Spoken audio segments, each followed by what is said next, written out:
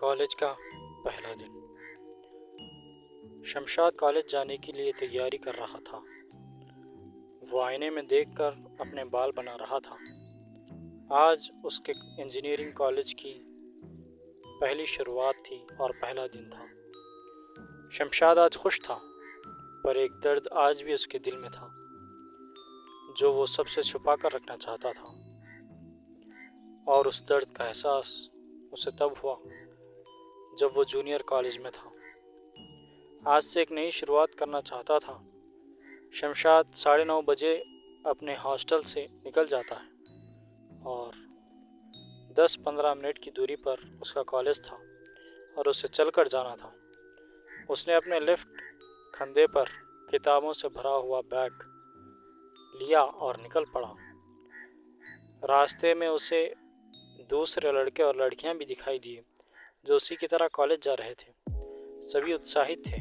कोई अपने दोस्तों के साथ चल रहा था, कोई अकेला।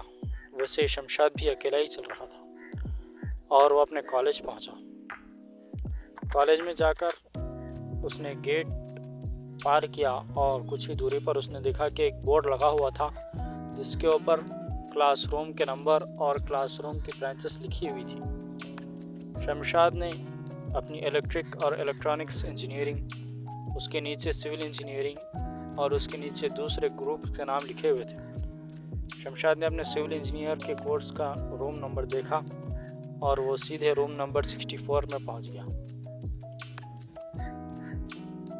रूम में पहुंचने के बाद उसने देखा कि लेफ्ट साइड में लड़कियां बैठी हैं और राइट साइड में कुछ लड़के बैठे हैं।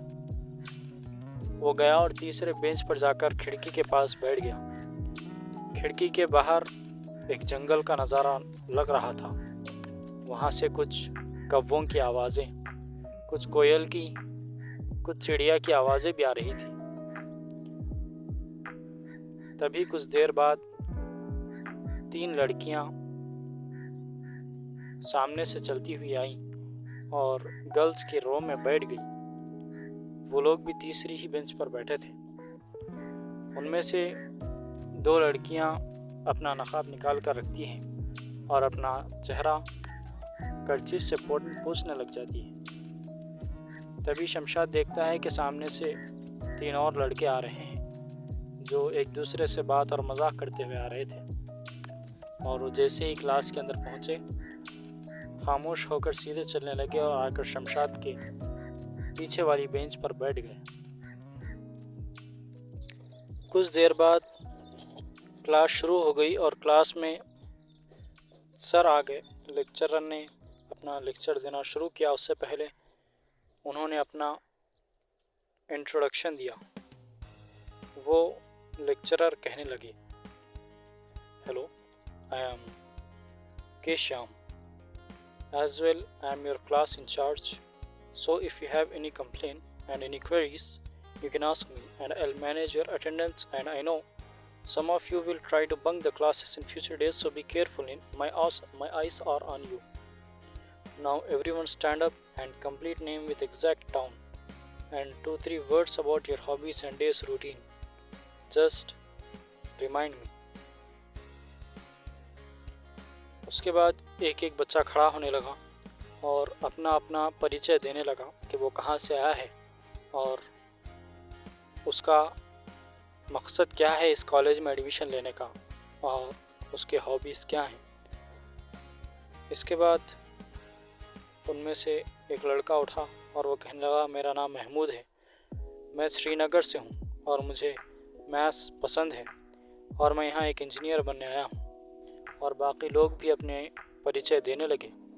जब वो लड़कों का परिचय शुरू हुआ तो उसके बाद शमशाद की जब बारी आई तो शमशाद खड़ा हुआ और कहने लगा, मेरा नाम शमशाद है, मैं जम्मू से कश्मीर आया हूँ। पहले मैं जम्मू में रहा करता था, वहाँ पर मैंने इंटरमीडिएट कंप्लीट किया है और यहाँ पर मैंने इंजीनियरिंग कॉलेज को इसलिए चुना ताकि मैं एक अच्छा इंजीनियर बन सकूँ जो लोगों के लिए सहूलत के साथ अच्छे घर बना सके।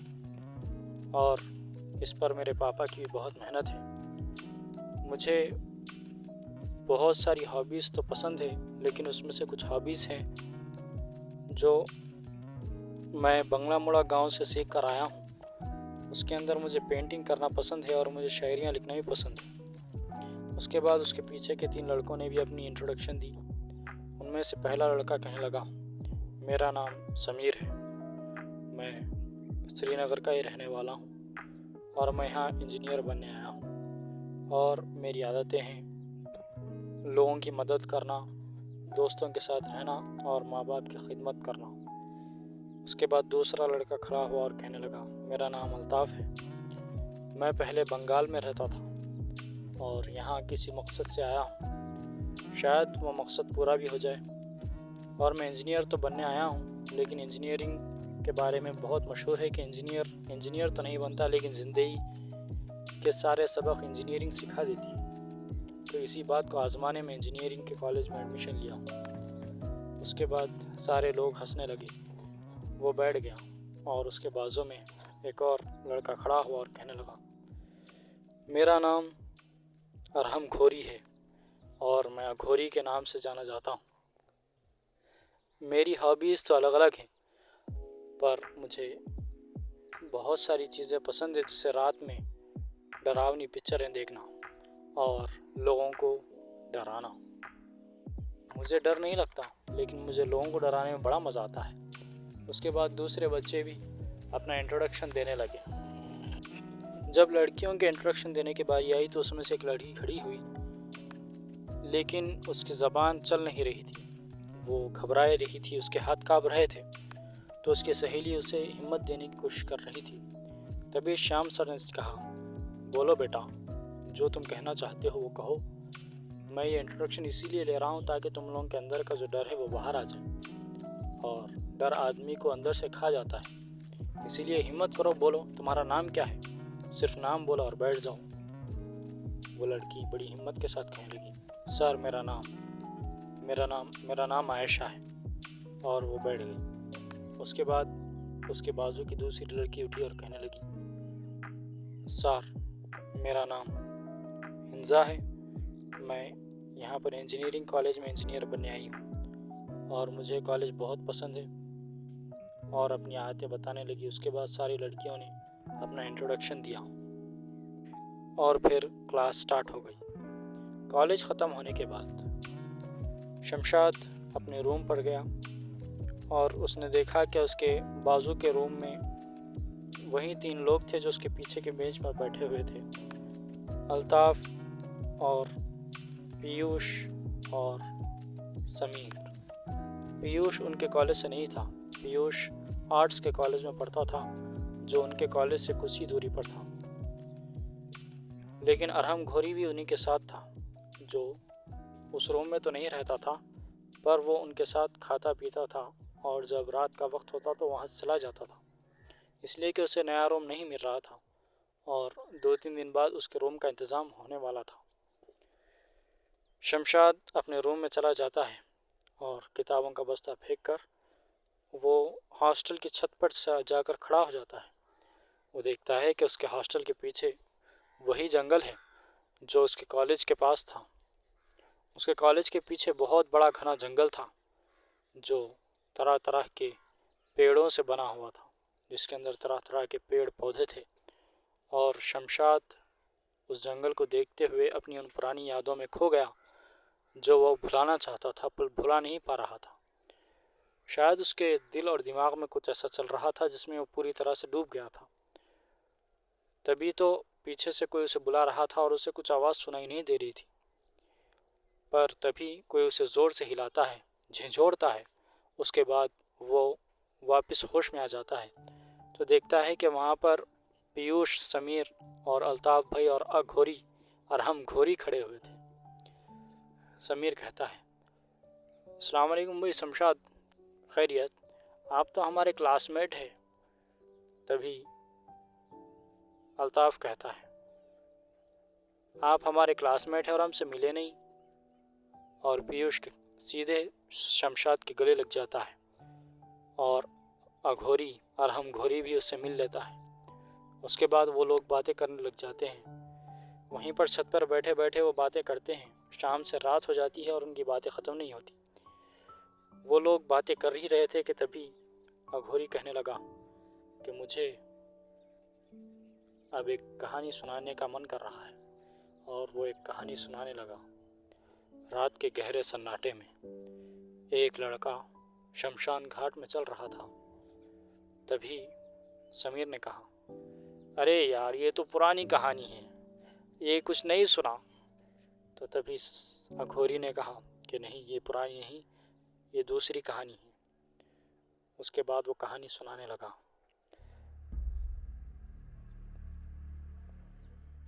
बंगाल के वादी हुसैन में और एक शमशान घाट है, जहाँ से एक लड़का बिना किसी से साथ अकेले चलता जा रहा था। चलते चलते वो कब्रिस्तान के बीचों बीच पहुँच गया था, और वो रुकने का नाम नहीं ले रहा था। शायद वो किसी को ढूंढ रहा था। चलते चलते वो एक औरत के पास पहुंचा, जिसने काला सूट सलवार पहन रखा था। वो कोई तंत्र की क्रिया कर रही थी। उसने आंखें बंद रखकर ही कहा कि तुम जिसे ढूंढ रहे हो वो मैं नहीं हूँ, आगे उस तरफ जाओ। कहकर उस औरत ने अपने दाएं हाथ से आगे की तरफ इशारा किया, और वो लड़का आगे चलने लगा। वो लड़का आगे चलता गया, और 5 मिनट की दूरी पर पहुंचने के बाद उसने देखा कि एक सफ़ेद सूट में एक और औरत बैठी हुई है, और उसके सामने एक चक्र बना हुआ है, जिसके अंदर एक और लड़की, जिसकी उम्र 21 से 22 वर्ष होगी, जिसके बिखरे हुए बाल थे, और वो बैठी हुई कह रही थी, छोड़ दो मुझे, छोड़ दो। लेकिन ताज्जुब की बात तो ये थी कि उसे किसी ने पकड़ कर नहीं रखा था। उसके बाद वो लड़की एकदम से हवा में उड़ने लगी और चीखते हुए कहने लगी कि मैं तुम्हें मार दूंगी, मैं इस लड़की के 4 टुकड़े कर दूंगी, मैं इस चौधरी के को मार दूंगी।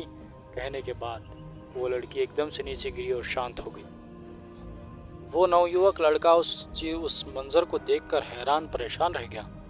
पर लड़की जब शांत हुई तो उसके शरीर से कोई साया सा निकलकर आसमान की तरफ चला गया, और तभी उस औरत ने, जो उसके सामने बैठी हुई थी, आंखें खोली और कहने लगी, कौन हो तुम, कहाँ से आए हो? और ये कहते ही उस औरत ने उस आदमी की तरफ इशारा किया और कहा कि वहाँ से हट जाओ, तुम्हारे पीछे ऐसा कुछ है जो तुम्हें नुकसान पहुँचा देगा। उसके बाद वो लड़का वहाँ से हटा और सामने की तरफ आकर बैठ गया और कहने लगा कि मुझे अघोरी ने बुलाया है। उस अघोरी ने कहा कि तुम मेरा काम कर सकती हो। तो उस औरत ने कहा कि ऐसा क्या काम है जो मैं नहीं कर सकती, तुम बताओ, तुमसे क्या काम लेना है। तो कहने लगा कि एक अघोरी प्रवृत्ति की रूह है, एक अघोरी प्रवृत्ति की रूह ने मेरी प्रेमिका पर हमला कर दिया है, और मैं चाहता हूँ कि तुम मेरी मदद करो उसे उससे दूर करने।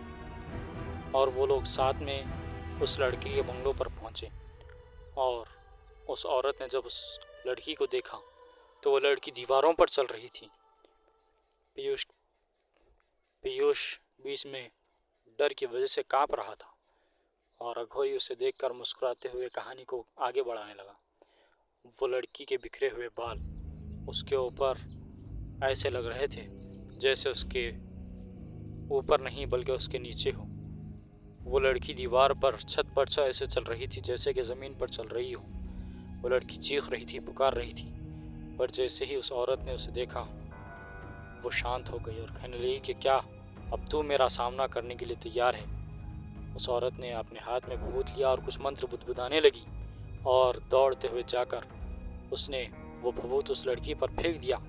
जैसे ही वो भभूत उस लड़की पर पड़ा, वो लड़की चीखते हुए ऊपर से नीचे गिरी और हवा में उड़ते हुए नीचे गिरी, और उसके सर पर चोट लगने के कारण वो बेहोश हो गई, और उसके जिस्म से काला साया निकला जो सीधे उस नौजवान लड़के पर उड़ा और उस लड़के के अंदर घुस गया। पर इससे पहले कि वो लड़का उससे अभिशापित हो जाता, उस औरत ने उस लड़के के हाथ में एक धागा बांधा, और जैसे उसने वो धागा बांधा उस लड़के के अंदर से भी वो काला साया निकला और जलकर राख हो गया। ये कहानी सुनने के बाद सब लोगों के दिल के अंदर दहशत बैठ गई थी, और अघोरी कहने लगा, ये कहानी सच्ची है, और वो जो औरत थी वो हमारे ही गांव की रहने वाली थी, लेकिन कुछ दिन बाद उस काले साये ने उस औरत को मार दिया और उसका सर धड़ से अलग कर दिया। और उसी शमशान में उसकी लाश आज भी मौजूद है, जिसे उसने खबर बना कर रखा है।